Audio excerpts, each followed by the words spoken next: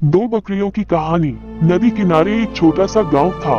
गांव में रहने वाले लोगों ने नदी पार करने के लिए उस पर एक पुल बनाया हुआ था। लेकिन वह पुल इतना संकरा था कि एक बार में केवल एक ही व्यक्ति उसे पार कर सकता था। एक दिन की बात है, एक बकरी नदी पर बने उस पुल को पार कर रही थी।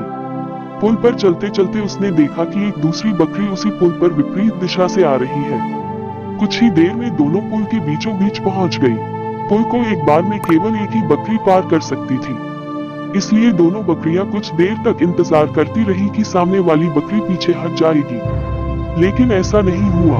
दोनों में से कोई भी अपनी जगह से नहीं हिली, बल्कि अकड़ कर खड़ी रही। तब एक बकरी दूसरी बकरी से बोली, तुम मुझे जाने का रास्ता दो, क्योंकि मैं तुमसे बड़ी हूँ। इस बात पर दूसरी बकरी हंस पड़ी और बोली, होगी तुम मुझसे बड़ी, लेकिन मैं तुमसे कहीं ज्यादा ताकतवर हूँ। मैं तुमसे जल्दी ये पुल पार कर लूंगी, इसलिए तुम मुझे रास्ता दो। पहली बकरी बोली, मैं तुमसे बड़ी भी हूँ और ताकतवर भी, इसलिए हट जाओ। कुछ देर तक दोनों में इस बात पर बहस होती रही कि दोनों में कौन ज्यादा ताकतवर है। फिर बहस लड़ाई में बदल गई। दोनों अपनी सींगों से एक दूसरे पर वार करने लगी। धीरे धीरे उनकी लड़ाई बहुत बढ़ गई। परिणाम ये हुआ कि उनका संतुलन बिगड़ा और वे दोनों पुल से नीचे नदी में जा गिरी। नीचे नदी की तेज धार उनको बहा ले गई और अंततः दोनों मर गई।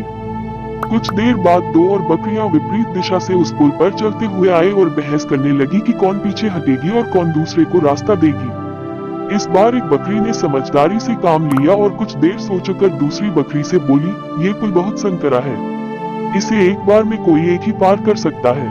यदि हमने लड़ने की मूर्खता की तो नदी में गिरकर अपनी जान गंवा देंगी। इसलिए ऐसा करते हैं कि मैं पुल पर लेट जाती हूँ, तुम मुझे लंघ कर दूसरी ओर चले जाना। दूसरी बकरी को भी ये बात समझदारी भरी लगी। उसने पहली बकरी की बात मान ली। पहली बकरी पुल पर लेट गई और दूसरी बकरी उसे लंघ कर दूसरी ओर चली गई। इस तरह दोनों ने पुल पार कर लिया।